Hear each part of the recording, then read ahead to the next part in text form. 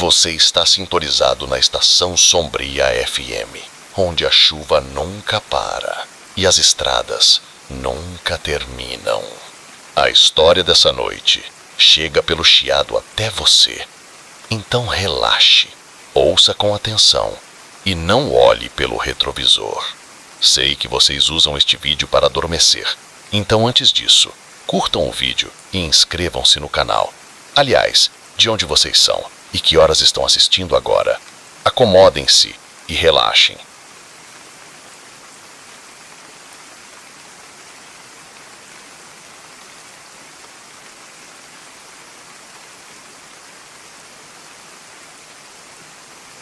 No momento em que ele se ofereceu para ajudar, eu deveria ter me afastado, mas o desespero faz de todos nós tolos.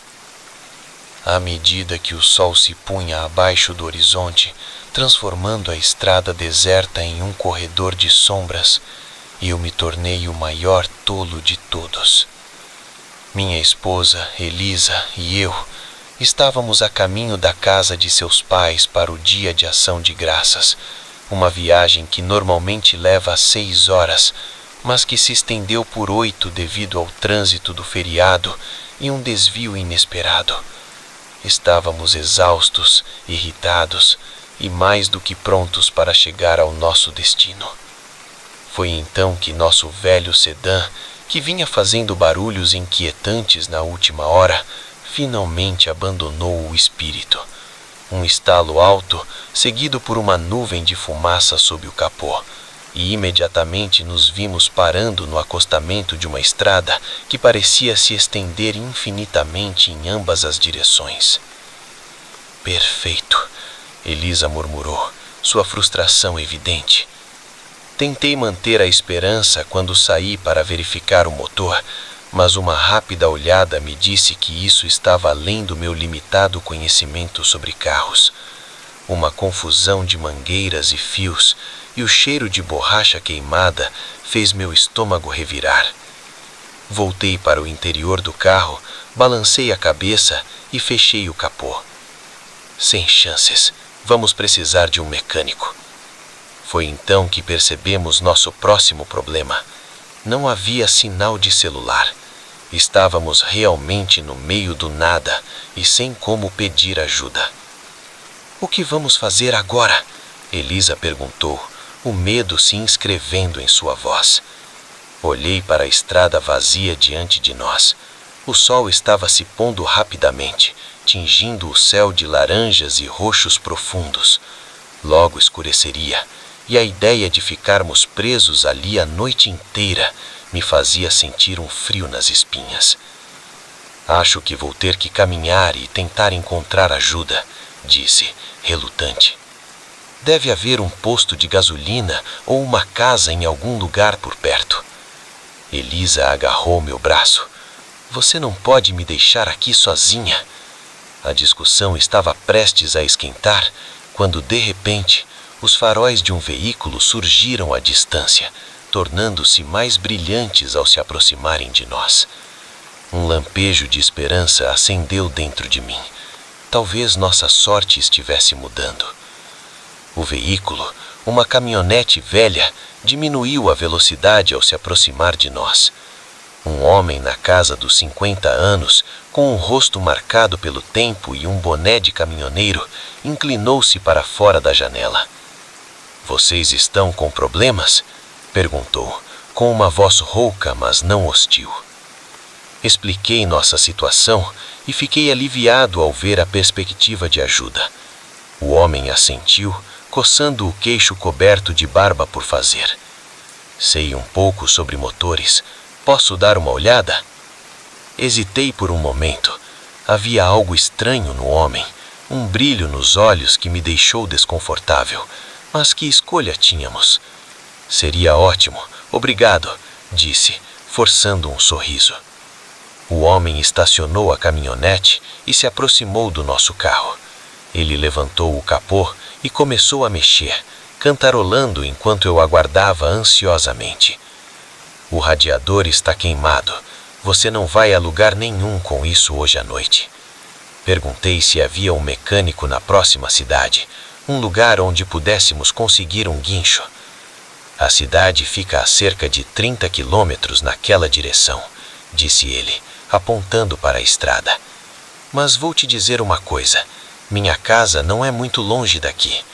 Por que não dou uma carona para vocês? Podem ficar lá nesta noite e chamar um guincho pela manhã. Todo o instinto que eu tinha estava gritando para eu recusar, para ficar no carro e correr o risco. Mas o sol já estava quase desaparecendo, e a ideia de ficarmos presos a noite inteira no nosso carro quebrado não era nada atraente. Olhei para Elisa, que parecia tão incerta quanto eu, mas ela fez um pequeno aceno de cabeça e me voltei para o homem. É muito gentil da sua parte, disse. Agradecemos. Não é problema nenhum, respondeu ele, com um sorriso largo revelando dentes um pouco afiados demais. Vamos antes que escureça demais para enxergar. Pegamos rapidamente nossas malas do porta-malas e entramos na caminhonete do homem. O interior cheirava a cigarro velho e a algo metálico e desagradável. Quando nos afastamos, deixando o carro para trás, não pude deixar de sentir que havíamos cometido um erro terrível.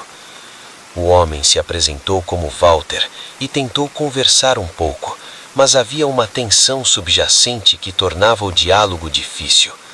Elisa sentou-se pressionada contra mim, segurando minha mão com força. Dirigimos por horas e a estrada pareceu ficar cada vez mais estreita e sinuosa.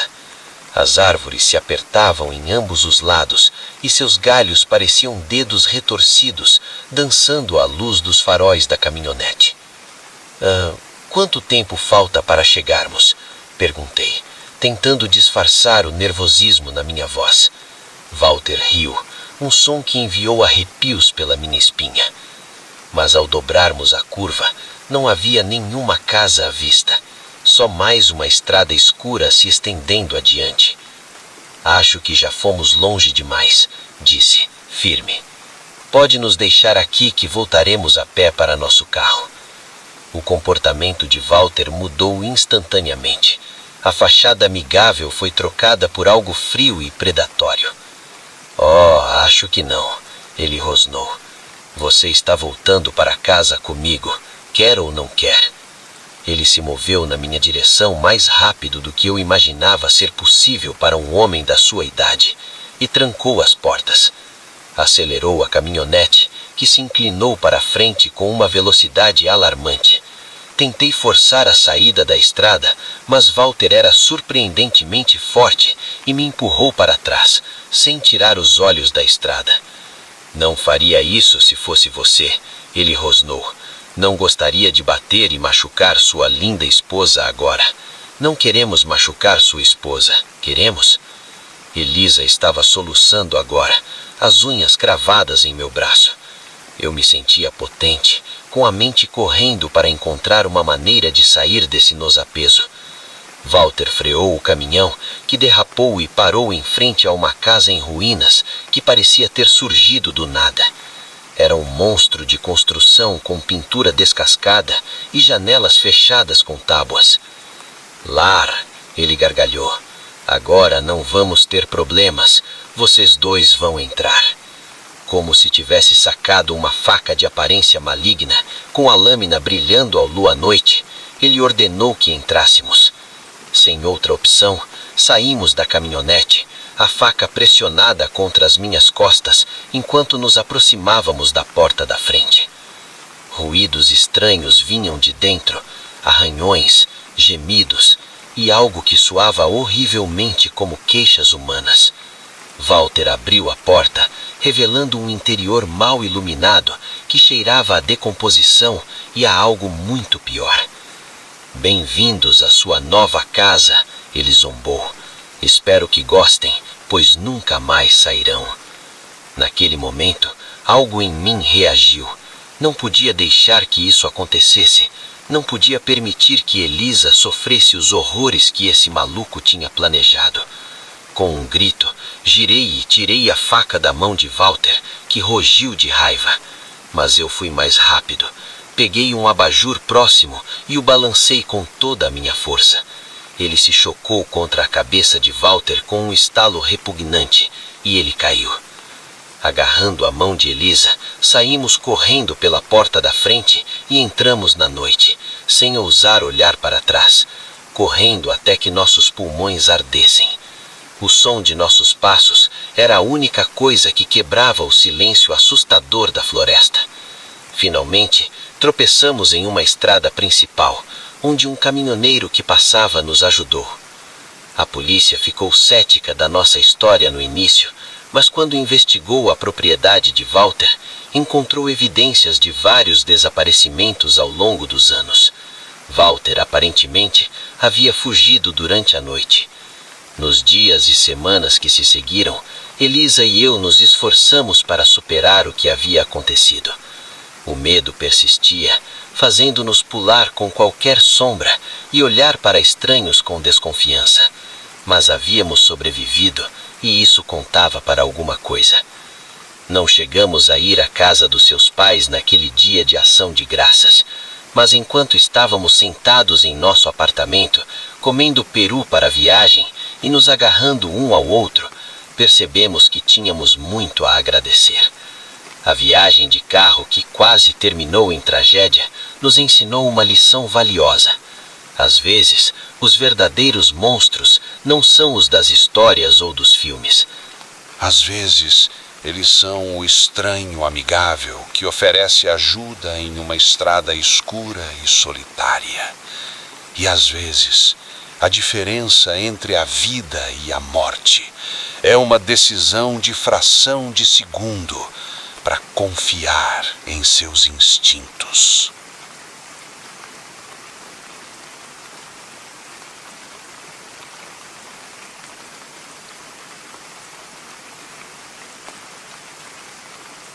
A primeira vez que percebi que minha caneca de café tinha se movido, achei que era só um descuido meu.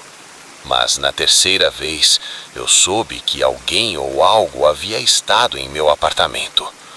Enquanto olhava para as imagens da câmera escondida que instalei, meu sangue gelou. Eu não estava sendo paranoico, eu realmente não estava sozinho. Tudo começou um mês depois que me mudei para um novo apartamento. Finalmente tinha escapado dos colegas de quarto barulhentos e encontrado um lugar só meu, um estúdio acolhedor em um bairro tranquilo de Porto Alegre. Não era luxuoso, mas era meu, e eu me deleitava com a paz e a privacidade que tanto desejava. No início, tudo parecia perfeito. Estabelecia uma rotina e desfrutava do simples prazer de saber exatamente onde deixava as coisas e encontrá-las no mesmo lugar ao voltar para casa. Nada de meias perdidas ou caixas de leite misteriosamente esvaziadas. Mas, aos poucos, pequenas mudanças começaram a acontecer. Chegava em casa do trabalho e encontrava uma janela levemente entreaberta que tinha certeza de ter fechado. Minha jaqueta favorita, que sempre pendurava no cabide, estava dobrada sobre a cama. O controle remoto da TV estava na mesa de centro em vez de no sofá, onde eu sempre o deixava. Cada incidente parecia pequeno e facilmente explicável. Talvez eu não tivesse fechado a janela corretamente, ou talvez tivesse dobrado a jaqueta distraidamente. O controle remoto poderia ter caído do sofá. Eu dizia a mim mesmo que estava sendo bobo, que morar sozinho estava me deixando paranoico, mas a sensação de que algo estava errado persistia e aumentava dia após dia. O ponto de ruptura chegou numa manhã em que acordei e encontrei meu laptop aberto na mesa da cozinha. Me lembro perfeitamente de tê-lo desligado e guardado na gaveta na noite anterior. Com o coração acelerado, verifiquei o histórico do navegador e encontrei pesquisas que eu não reconhecia, como arrombar fechaduras, melhores maneiras de ficar invisível e venenos indetectáveis. Foi quando soube que alguém havia estado em meu apartamento, alguém havia usado meu laptop, alguém havia invadido minha privacidade da maneira mais íntima possível. Naquele dia, pedi demissão do trabalho. Minha mente fervilhava com possibilidades. Seria alguém da manutenção com uma chave reserva ou algo muito mais sinistro. Queria chamar a polícia, mas o que diria a eles? Que alguém tinha mexido na minha caneca de café e usado meu laptop? Eles pensariam que eu estava louco. Não, eu precisava de provas.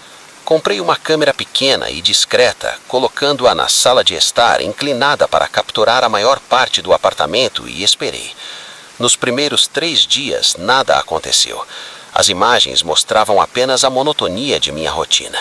Comecei a pensar que talvez estivesse imaginando tudo, que o estresse e a falta de sono me deixavam paranoico. Mas na 4ª noite, tudo mudou. Estava em uma reunião tardia no trabalho e a filmagem mostrava meu apartamento vazio enquanto o sol se punha. Então, às 21h47, algo se moveu nas sombras. A princípio pensei que fosse um truque da luz, mas então uma figura apareceu. Era um homem alto e magro, vestido de preto, movendo-se com uma graça sinistra, como se soubesse exatamente onde pisar para não fazer barulho. Meu coração acelerou ao vê-lo que mexia meticulosamente nas minhas coisas. Ele abriu gavetas, vasculhou papéis e até olhou embaixo do matraceiro, mas não levou nada. Em vez disso, parecia organizar tudo, movendo itens levemente. Depois de cerca de 1 hora, ele se dirigiu ao meu laptop e eu o assisti horrorizado quando o abriu, digitou por um tempo e então o fechou novamente, exatamente como o havia encontrado. Então ele fez algo que me fez gelar o sangue. Olhou diretamente para a câmera e sorriu. Não era um sorriso amigável, era predatório, cheio de conhecimento. Ele estava ciente da câmera o tempo todo. Não era uma invasão casual, essa pessoa estava brincando comigo, movendo as coisas apenas para me fazer duvidar de mim mesmo. Naquela noite não voltei para casa. A ideia de estar naquele espaço sabendo que ele estava lá era insuportável. Fui para a casa de um amigo enquanto as imagens da câmera se repetiam na minha mente. No dia seguinte fui à polícia.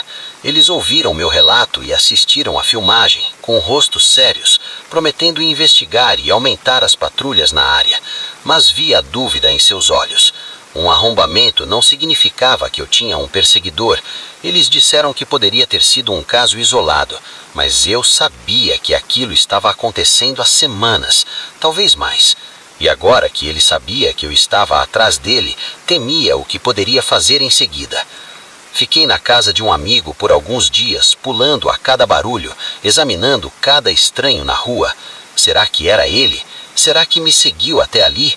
Finalmente criei coragem para voltar ao meu apartamento e o encontrei exatamente como o havia deixado, sem sinais de perturbação, nenhum objeto fora do lugar. Por um momento senti uma ponta de alívio. Talvez tudo tivesse acabado. Então avistei um bilhete na mesa da cozinha, escrito com uma caligrafia que não reconhecia. "Estarei te observando", escrevi, e nada mais. Saí correndo do apartamento. Minhas mãos tremiam tanto que quase não consegui trancar a porta. Corri até meu carro, joguei minha mala feita às pressas no banco de trás e dirigi sem destino. Só queria fugir. Enquanto dirigia à noite, minha mente se enchia de perguntas. Quem era ele? O que queria? Há quanto tempo isso acontecia? A incerteza era quase pior do que a invasão em si. Acabei em um motel a várias cidades ao longe.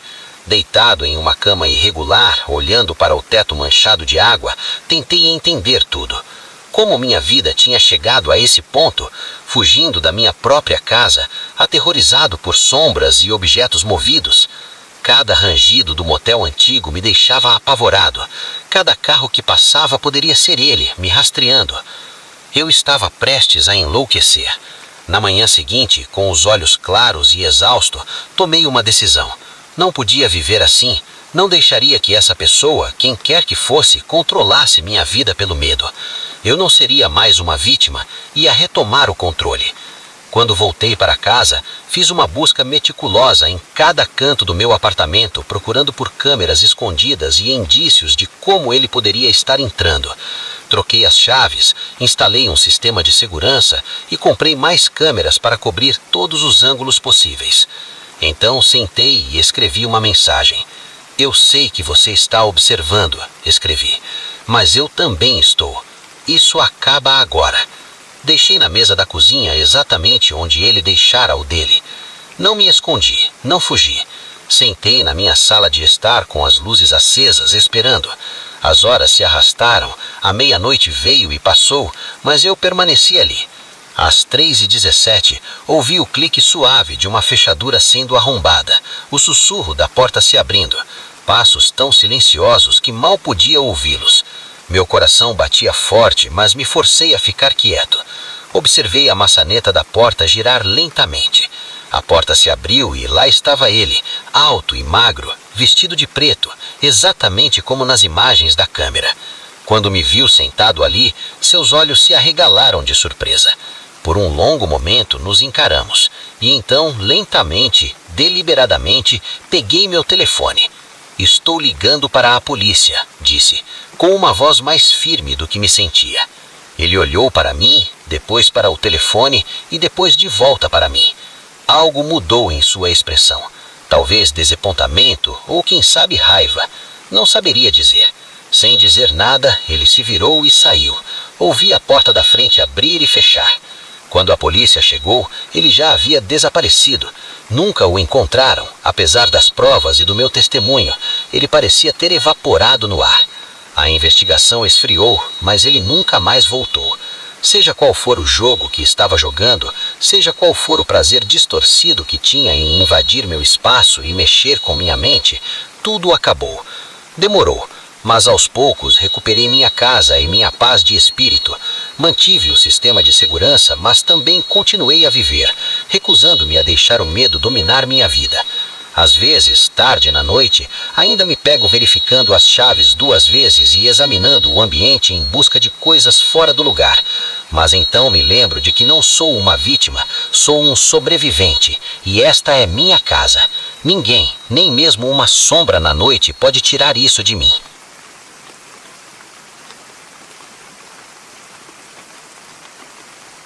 Está acordado ainda? Se sim, comente estação, para mostrar que ainda está aqui.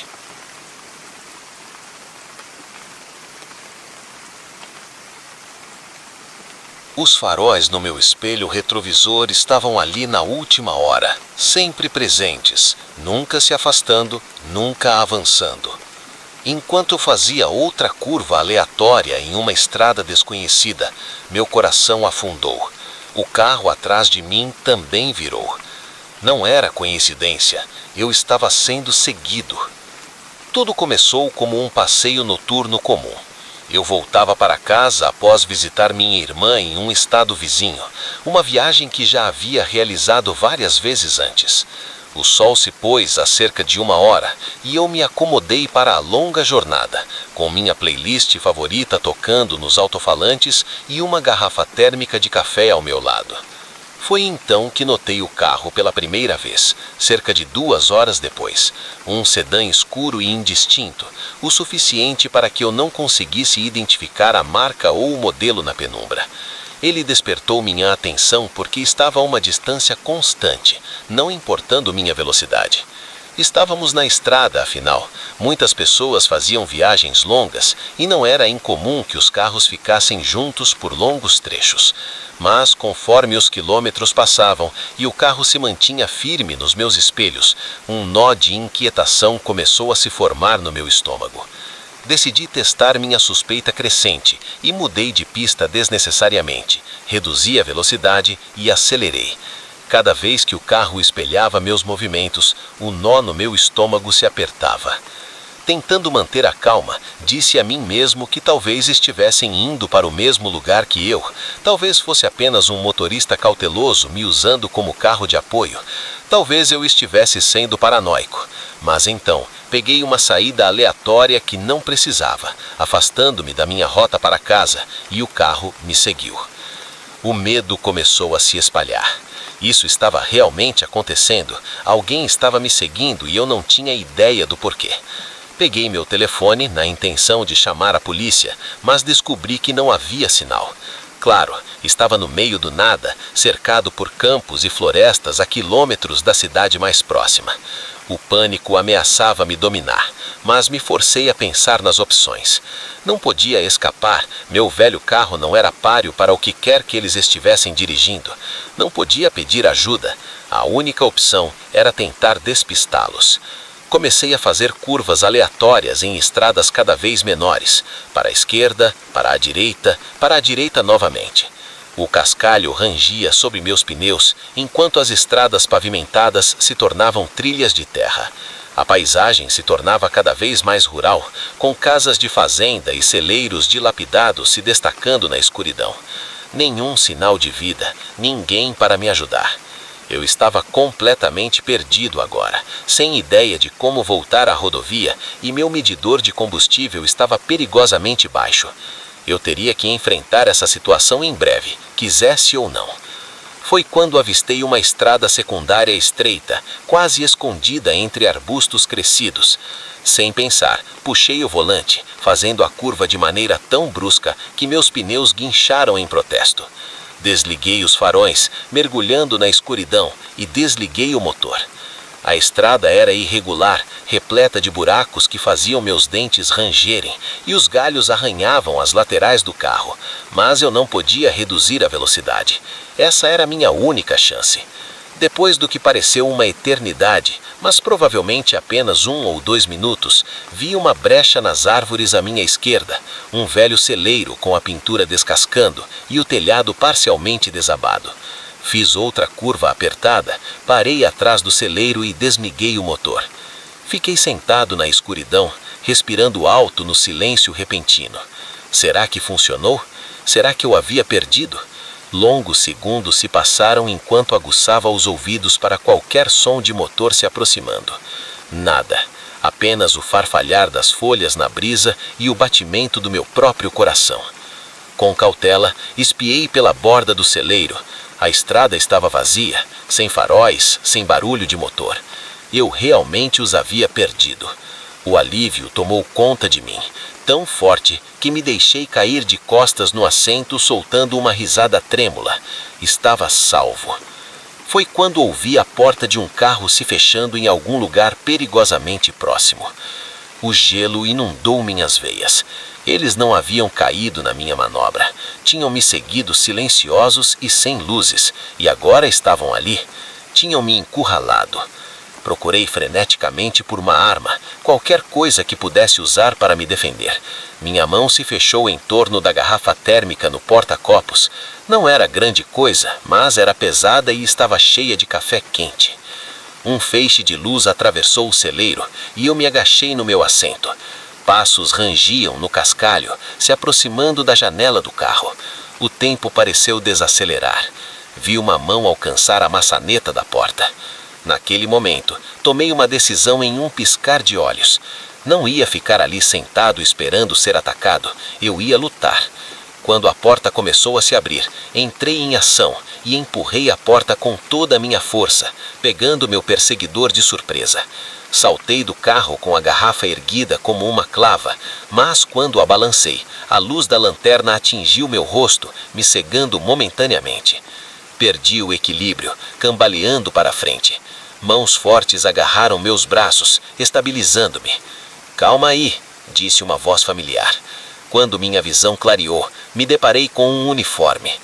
"Oficial Andrade?", disse eu, incrédulo, reconhecendo o policial da pequena cidade onde minha irmã morava. Ele assentiu, parecendo igualmente confuso. "O que está fazendo aqui fora?" A adrenalina esvaiu de mim tão rapidamente que senti meus nervos vacilarem. Pensei que estava me seguindo, tentando me machucar. "Desculpe-me, reconheci seu carro saindo da cidade e notei que a luz traseira estava apagada. Tentei pará-lo para avisá-lo, mas você continuou desviando. Pensei que estivesse bêbado ou que alguma coisa estivesse errada." Todo aquele medo, todo aquele pânico por causa de uma lanterna traseira queimada. O oficial Andrade me ajudou a me sentar, informando nossa localização pelo rádio, enquanto esperávamos um reboque vir buscar meu carro, agora vazio de combustível. Ele explicou que tinha me perdido de vista quando fiz aquela curva apertada e vi os arbustos balançando e adivinhou para onde eu tinha ido. Sinto muito por tê-lo assustado, disse-me entregando uma garrafa de água do seu veículo. Eu deveria ter chamado reforços e usado a sirene, mas não pensei. Eu balancei a cabeça e tomei um gole trêmulo de água. A culpa é minha. Deixei minha imaginação correr solta. Eu deveria ter estacionado o carro em primeiro lugar. Ficamos em silêncio por um tempo, com a adrenalina esvaindo de meu sistema. Posso lhe perguntar uma coisa, oficial Andrade? Finalmente falei. Se realmente fosse alguém tentando me machucar, eu fiz as coisas certas ao tentar despistá-lo? Ele pensou por um momento e disse: você fez bem em ficar em estradas onde outras pessoas pudessem vê-lo, e encontrar um lugar para se esconder foi inteligente. Mas a melhor coisa a fazer é sempre tentar chegar a uma área populosa, uma delegacia de polícia, uma loja movimentada, algum lugar com muitas pessoas. Eu estava anotando essas informações, esperando nunca precisar usá-las. O caminhão de reboque chegou e o oficial Andrade insistiu em me seguir até casa, o caminho todo, dessa vez com as luzes acesas, para que eu pudesse vê-lo claramente. Quando finalmente entrei na minha garagem, a primeira luz do amanhecer estava começando a surgir no horizonte. Agradeci ao oficial Andrade, sentindo-me exausto, mas profundamente grato. Enquanto entrava pela porta principal, fiz uma anotação mental para consertar minha luz traseira logo pela manhã e, talvez, pensei com um sorriso, para relaxar ouvindo podcasts sobre crimes. Aquela noite me ensinou uma importante lição. O mundo pode ser um lugar perigoso, mas às vezes os monstros que imaginamos estar nos perseguindo são apenas cidadãos preocupados tentando ajudar. O truque é saber a diferença e estar preparado de qualquer jeito.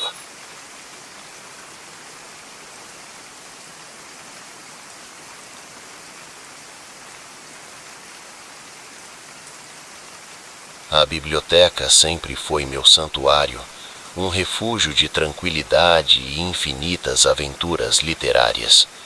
No entanto, quando as luzes começaram a piscar, mergulhando-me na escuridão, percebi que aquele lugar amado se transformou em uma prisão. Os sussurros que ecoavam entre as estantes me diziam que eu não estava sozinho, e a presença que estava ali comigo não era nada reconfortante. Era uma sexta-feira à noite, e eu, Lucas Carvalho, um estudante de pós-graduação, estava imerso em minha tese na biblioteca central da cidade, cercado por livros que falavam de mundos que eu sonhava em explorar. As longas noites entre estantes majestosas se tornaram minha nova realidade. O cheiro de papel envelhecido, a atmosfera silenciosa e a luz suave das lâmpadas de leitura eram como um abraço familiar. Eu estava tão absorto em minha pesquisa que não percebi o tempo passar. A biblioteca havia fechado oficialmente às 22 horas, mas por ser um estudante de pós-graduação, tinha acesso à biblioteca fora do horário normal. Costumava me encontrar sozinho no vasto edifício, e isso nunca me incomodou antes. De fato, eu apreciava a solidão. Quando o relógio marcou 1 da manhã, uma sensação estranha começou a se formar no fundo do meu estômago. Um calafrio percorreu minha espinha, como se alguém estivesse me observando. Levantei o olhar dos meus livros e olhei ao redor, percebendo a penumbra que preenchia o espaço. Nada parecia fora de lugar, mas a sensação de desconforto persistia. Tô louco, pensei, culpando a privação de sono e a cafeína acumulada. Contudo, ao tentar me concentrar novamente na pesquisa, a inquietude crescia. O ambiente começou a mudar e as luzes fluorescentes do teto piscavam de maneira errática. Isso não era normal. O sistema elétrico da biblioteca era antigo, mas nunca havia presenciado tal fenômeno. E como se respondesse aos meus pensamentos, as luzes se apagaram completamente, mergulhando-me numa escuridão tão profunda que me tirou a respiração. Sentei-me, paralisado, os olhos arregalados na escuridão. O silêncio era opressivo, quebrado apenas pelo som da minha respiração acelerada. "Tem alguém aí? Segurança!" pedi. Mas a única resposta foi o silêncio. Em busca de meu telefone, minhas mãos tremiam. O brilho da tela era ofuscante na escuridão, fazendo-me apertar os olhos. Sem sinal, claro. Usando a lanterna do celular, comecei a reunir minhas coisas, decidido a ir embora. Quando a luz do meu celular iluminou o chão, vi algo que fez meu coração congelar. Pegadas na poeira, que se afastavam da minha mesa e desapareciam nas estantes. Pegadas que não estavam ali antes. Meu coração disparou. Eu não estava sozinho. "Quem está aí?" chamei, tentando manter a voz firme. "Isso não é engraçado. Mostre-se." Foi então que ouvi um sussurro frágil, quase imperceptível, mas depois veio novamente, mais claro. "Junte-se a nós."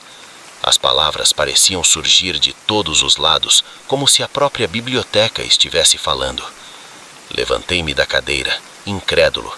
Tinha que ser uma brincadeira de mau gosto, alguns colegas tentando me assustar, mas no fundo sabia que não era verdade. A voz que ouvi não parecia humana, era antiga, carregada de uma fome insaciável que fez minha pele se arrepiar.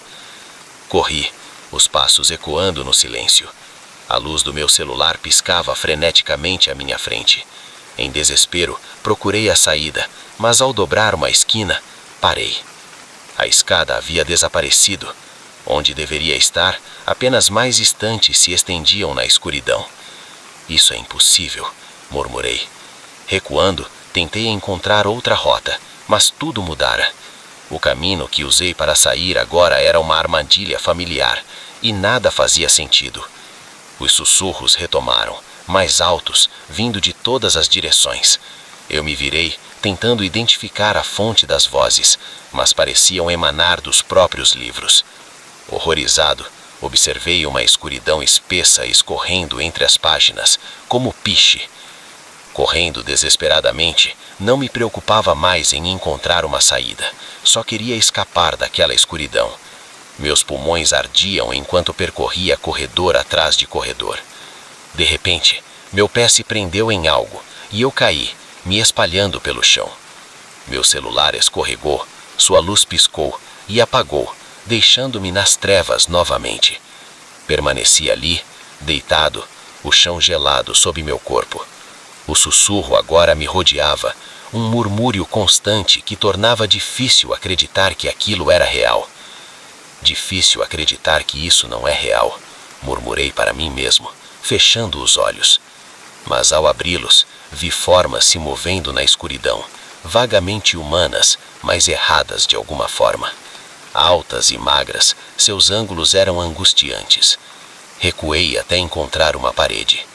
As formas avançaram, seu sussurro se intensificando. "Junte-se a nós, torne-se um com o conhecimento, fique aqui para sempre." Um toque côlido e pegajoso envolveu meu braço. Olhando para baixo, vi gavinhas da escuridão tentando me puxar. "Não", gritei, arrancando meu braço. "Não quero ficar, quero ir embora." Como se minha súplica tivesse acionado algo, uma luz cândida surgiu à minha esquerda. Fraca, mas brilhante na escuridão opressiva, era como um farol. Corri em sua direção. Os sussurros se tornaram frenéticos, as sombras se lançaram sobre mim, mas eu fui mais rápido. Atravessei a luz e me vi na entrada da biblioteca, com o sol da manhã aquecendo meu rosto. Girei, mas atrás de mim estava apenas a entrada comum, fechada e trancada, sem escuridão, sem sussurros, apenas um prédio normal sob a luz do dia. Minhas pernas fraquejaram e eu caí. Tremia por inteiro. Seria tudo um sonho, uma alucinação causada pelo estresse? Mas ao olhar para meu pulso, vi uma marca, um borrão de tinta negra onde as gavinhas me agarraram, que não saía, não importava o quanto eu esfregasse. Nunca mais voltei àquela biblioteca. Terminei minha tese utilizando recursos online e outras bibliotecas. Meus professores ficaram confusos com minha aversão repentina ao lugar, mas não conseguia explicar. Quem acreditaria em mim? Às vezes, Nas noites silenciosas, ainda ouço aqueles sussurros que vêm das sombras nos cantos do meu quarto, dos espaços entre os livros nas prateleiras. Eles me chamam, prometendo conhecimento além dos meus sonhos mais loucos, se eu voltar. Agora, sei que alguns tipos de conhecimento têm um preço muito alto e que as bibliotecas, por mais maravilhosas que sejam, podem conter segredos muito mais sombrios do que se imagina. Por isso, mantenho as luzes acesas à noite e sou cauteloso sobre onde leio, porque após ouvir os sussurros nas prateleiras, você nunca os esquece, e eles nunca o esquecem.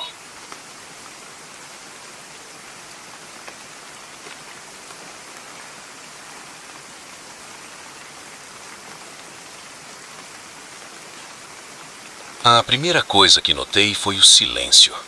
Na floresta de Juniper Hollow sempre há algum barulho. Pássaros cantando, folhas farfalhando, pequenos animais correndo. Mas quando me aproximei do acampamento abandonado, a floresta ficou estranhamente quieta. Foi quando percebi que algo estava terrivelmente errado. Já havia caminhado por 3 horas, apreciando a solidão e o ar fresco do outono. A trilha era familiar, serpenteando por arbustos densos e revelando vistas de tirar o fôlego do vale abaixo. Eu já havia feito essa caminhada dezenas de vezes, mas hoje parecia diferente. Havia um peso no ar, uma sensação de alerta que eu não conseguia ignorar. Ao contornar uma curva na trilha, avistei uma clareira à frente, abrupta e fora do lugar. Ao me aproximar, percebi que era um acampamento, mas não um acampamento qualquer. Ele parecia ter sido abandonado às pressas. Tendas rasgadas balançavam com a brisa. O equipamento de acampamento estava espalhado. Uma mochila aqui, um saco de dormir ali, e uma pequena fogueira ainda fumegava, com fagulhas subindo ao céu. O cheiro de fumaça misturava-se ao aroma da floresta. Meu primeiro pensamento foi que talvez alguns campistas inexperientes tivessem se assustado com a vida selvagem e fugido. Não seria a primeira vez que um urso causava pânico. Mas, conforme examinava a cena, essa explicação parecia cada vez mais improvável. Havia sinais de luta, sulcos profundos na terra, como se algo ou alguém tivesse sido arrastado. Uma bota de caminhada estava deitada de lado, com os cadarços emaranhados e cobertos de lama. E ali, na borda da clareira, uma mancha escura em uma pedra que parecia horrivelmente com sangue. Meu coração começou a acelerar. Isso era ruim, muito ruim. Pretendia pedir ajuda, mas, é claro, não havia sinal. Eu estava a quilômetros da cidade mais próxima, completamente isolado. Pensei no que fazer. Poderia voltar para o meu carro e alertar as autoridades, mas e se alguém estivesse ferido? E se precisasse de ajuda agora mesmo? Contra meu bom senso, decidi investigar mais. Aproximei-me da barraca com cautela, gritando: "Olá, tem alguém aqui? Você precisa de ajuda?" Olhei para dentro da tenda. Estava vazia, mas os sinais de uma partida apressada eram evidentes. Um livro aberto, com as páginas tremulando ao sabor da brisa, uma barra de energia meio comida em cima de um mapa amassado e preso a um zíper, um pedaço de tecido que me fez gelar o sangue. Tropecei para trás, horrorizado, reconhecendo que aquilo não era tecido, era pele. Isso não era um ataque de animal, foi muito pior. Foi então que ouvi um farfalhar na vegetação rasteira, deliberado demais para ser o vento. Girei em torno, meus olhos examinando a linha das árvores. Por um momento não vi nada. Então vi um lampejo de movimento, algo se abaixando atrás de uma árvore. "Quem está aí?" chamei, tentando manter o medo fora da minha voz. O silêncio se fez presente, e então um novo farfalhar, dessa vez mais próximo. Me afastei lentamente. Meus olhos nunca deixaram o local onde vi o movimento. Meu pé bateu em algo macio. Olhei para baixo e imediatamente desejei não ter feito isso. Era uma mochila, e dentro dela uma mão humana, pálida e sem vida. O pânico tomou conta de mim, e me virei para correr, mas meu pé ficou preso em uma raiz e caí com força. Enquanto me esforçava para me levantar, ouvi passos pesados e decididos vindo em minha direção. Olhei para cima e meu coração batia tão rápido que pensei que poderia explodir. E lá estava ele, emergindo das árvores, uma figura alta e robusta, com o rosto escondido por uma máscara rudimentar feita do que parecia ser pele de animal. Abri minha boca para gritar, mas não saiu nenhum som. Percebi horrorizado que a adrenalina estava em alta.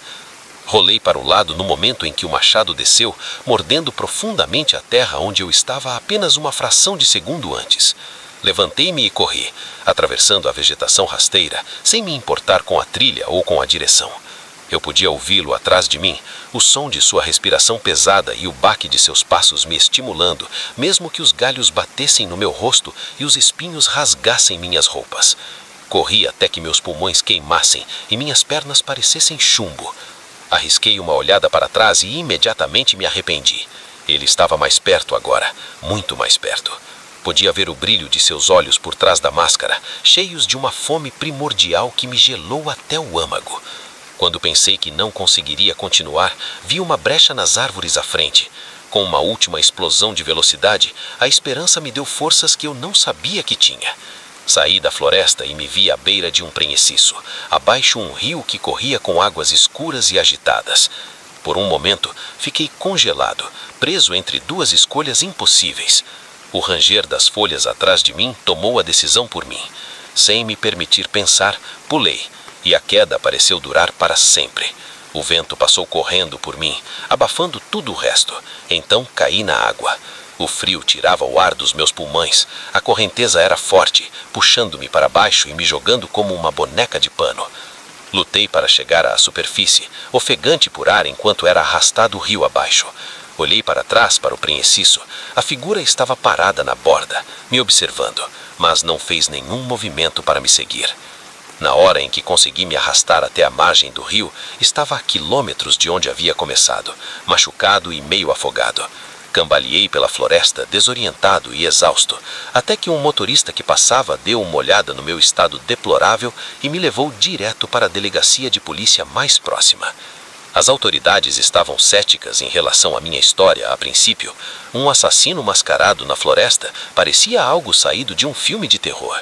Mas quando investigaram e encontraram o acampamento abandonado, com sinais de violência e a mochila com a mão, mudaram de ideia. Foi iniciada uma caça ao homem, mas nunca encontraram a figura mascarada. Descobriram uma série de desaparecimentos não solucionados na área que remontavam a décadas passadas, de caminhantes e campistas que haviam desaparecido sem deixar rastros, mas seus casos foram arquivados há muito tempo. Olhei fotos de pessoas desaparecidas, mas no final havia pouco que eu pudesse dizer a eles. A máscara havia escondido qualquer característica de identificação e, no meu pânico, os detalhes ficaram embaçados. Anos passaram daquele dia e nunca mais fiz caminhada sozinho. O que antes era fonte de consolo e aventura, agora me enche de um profundo medo primordial. Cada farfalhar de leias, cada galho estalando faz meu coração disparar, e às vezes em meus sonhos estou de volta àquela floresta, correndo, sempre correndo, com a figura mascarada logo atrás de mim. Acordo com suor frio, a lembrança daqueles olhos famintos ainda fresca em minha mente. A polícia me diz que acabou, que estou seguro agora, mas eu sei que a verdade é que lá, na floresta profunda, onde as trilhas terminam e o silêncio reina, algo espera, algo que provou o medo e a carne humana e anseia por mais. Por isso fico longe das florestas, contente com os parques da cidade e as trilhas bem percorridas. Mas às vezes, em noites tranquilas, quando o vento sussurra entre as árvores, eu me pergunto quantos mais desaparecerão antes que a verdade seja conhecida. Quantos mais encontrarão o caçador silencioso de Juniper Hollow para nunca mais voltar? Só eu escapei. Só eu posso contar a história. Mas quem acreditaria na história de um acampamento abandonado, um assassino mascarado e um mergulho desesperado em águas turbulentas? Fico longe da floresta e rezo para que os outros sejam sábios o suficiente para fazer o mesmo.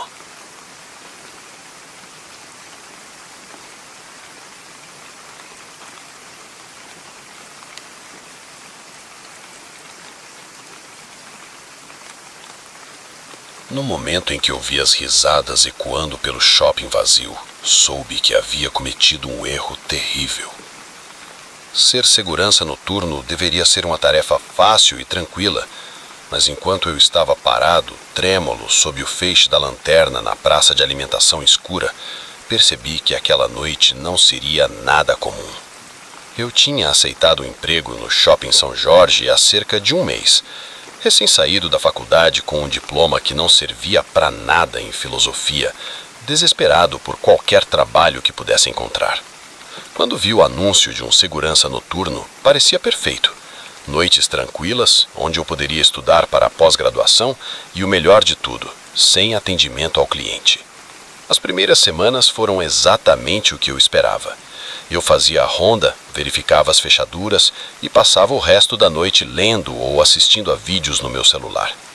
O shopping enorme e vazio era assustador no início, mas logo me acostumei com o silêncio e as sombras. Mas aquela noite foi diferente. Senti isso no momento em que entrei para o meu turno.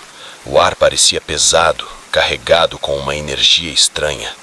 Dei de ombros, atribuindo o fato ao excesso de café e ao sono insuficiente.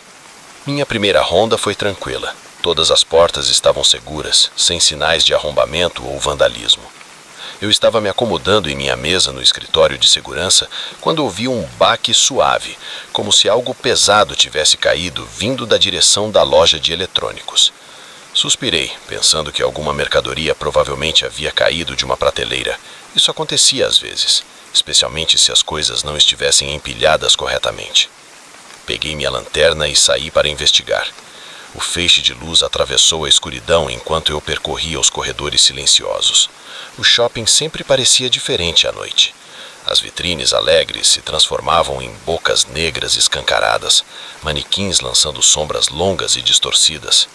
Ao me aproximar da loja de eletrônicos, a sensação inquietante ficou mais forte. Algo parecia estranho, embora eu não conseguisse identificar o que era. Varri minha lanterna pela entrada da loja e não vi nada fora do lugar. Foi quando ouvi a risada. Era fraca, quase inaudível, mas inconfundível. O som de uma criança rindo. Meu coração disparou de repente. Não deveria haver mais ninguém aqui, especialmente uma criança. Há alguém aqui? É a segurança. O shopping está fechado. Gritei no espaço vazio. Sem resposta. Apenas silêncio. Entrei na loja. Meu feixe de luz dançava sobre prateleiras cheias de gadgets e dispositivos eletrônicos. Tudo parecia normal. Estava começando a pensar que tinha imaginado o som quando o vi. Um lampejo de movimento na borda da minha luz. Girei, mas não havia nada lá. Apenas mais corredores vazios e vitrines silenciosas. Respirei fundo, tentando acalmar meus nervos. Você está se assustando por nada, murmurei. Mas então ouvi novamente a risada, mais alta dessa vez, vindo dos fundos da loja, e com ela o som inconfundível de passos pequenos. Meu treinamento me dizia para chamar reforços e não me envolver com possíveis intrusos sozinho, mas a curiosidade e o senso de dever me impulsionaram a seguir em frente. E se fosse realmente uma criança perdida, eu não poderia simplesmente deixá-la aqui. Passei pelo balcão dos novos lançamentos de smartphones, atravessei a floresta de cabides e o som dos pés ficou mais alto, sempre à minha frente, sempre fora de vista. Por favor, gritei, tentando manter minha voz firme. Não vou machucar você, só quero ajudar. Está perdida? Uma risada me respondeu, mais perto agora. Eu me virei e vi algo se escondendo atrás de uma tela de TV. Era pequeno, do tamanho de uma criança, mas algo em seu movimento era estranho, muito fluido, muito rápido. Meu coração acelerou agora, todos os instintos gritando para que eu voltasse, mas insisti. Eu te vi, disse, mais para me tranquilizar do que qualquer coisa, contornando a tela. Mas não havia nada lá, apenas um espaço vazio onde uma criança deveria estar. Foi quando as risadas irromperam ao meu redor, não apenas uma voz, mas muitas. O som de pés rolando se multiplicava, vindo de todas as direções. Sombras surgiam na borda da minha visão, sempre desaparecendo quando eu tentava me concentrar nelas. Decidi que já era o suficiente. Virei-me para sair, apenas para descobrir que meu caminho estava bloqueado por um painel que não estava lá antes. Desviei para o lado, tentando lembrar o caminho que havia seguido. Tropecei no chão e corri para a saída, mas a loja havia mudado. Os corredores se transformavam de maneiras impossíveis. Marcos familiares estavam em todos os lugares errados. Era como estar em um labirinto de espelhos de casa de diversões, tudo distorcido e errado. As risadas ficaram mais altas, mais frenéticas. Eu podia senti-las ao meu redor agora, presenças invisíveis se aproximando. Minha lanterna começou a piscar, o feixe ficando mais fraco. Quando pensei que estava irremediavelmente perdido, vi a sinaleira de saída brilhando fraqueamente ao longe. Corri em direção a ela, meus pulmões ardendo, a cacofonia de risadas atingindo um nível febril atrás de mim. Saí da loja e bati o portão de segurança atrás de mim. As risadas cessaram abruptamente, deixando-me em um silêncio repentino. Fiquei ali parado por um longo momento, com a respiração ofegante e o corpo todo tremendo. Me virei, meio esperando ver uma horda de crianças fantasmagóricas pressionadas contra o portão, mas não havia nada. A loja estava escura e não mostrava sinais do caos que acabei de experimentar. Pensei em chamar a polícia, mas o que diria a eles? Que tinha sido vítima de um ataque de fantasmas? Que tinha sido perseguido por crianças invisíveis e risonhas? Passei o resto do meu turno encolhido no escritório, pulando a cada som. Quando amanheceu e os primeiros funcionários começaram a chegar, eu já tinha tomado minha decisão. Entreguei meu crachá naquele dia. Nenhum emprego valia o que eu havia vivido. Mas quando estava saindo, algo me fez dar uma última olhada na loja de eletrônicos. E na vitrine, vi um grupo de manequins infantis dispostos em um círculo perfeito. Eles não estavam lá na noite anterior, eu tinha certeza disso. E me chamem de louco, mas eu posso jurar que um deles piscou para mim. Fazem anos desde aquela noite, e nunca mais entrei em um shopping depois de escurecer. Às vezes, quando estou deitado na cama à noite, acho que ouço uma risada fraca ou o barulho de passos pequenos, mas digo a mim mesmo que é apenas a minha imaginação, um resquício daquela noite aterrorizante. Mas no fundo, eu sei que a verdade é que há coisas neste mundo que não podem ser explicadas, coisas que se escondem nas sombras de prédios vazios e saem para brincar quando as luzes se apagam. E se você tiver muito azar, pode acabar encontrando-as. Se você se encontrar sozinho em um shopping à noite e ouvir o som de crianças rindo, corra, corra e não olhe para trás, porque elas não são crianças e não estão rindo com você. Elas estão rindo de você. E se eles o pegarem, digamos que você pode acabar entrando no eterno jogo de esconde-esconde delas. Por isso, faço minhas compras apenas em lojas pequenas com muitas janelas e pessoas ao redor. E sempre saio antes de escurecer.